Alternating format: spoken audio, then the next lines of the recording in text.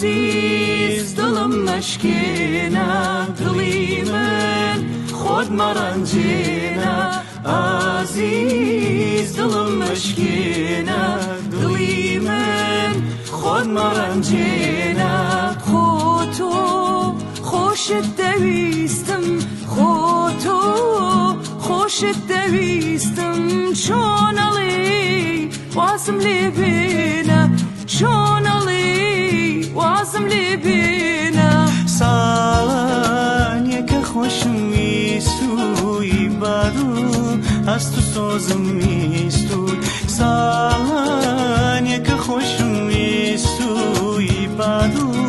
از تو سازم میستوی نتوانم از لبینم لدلما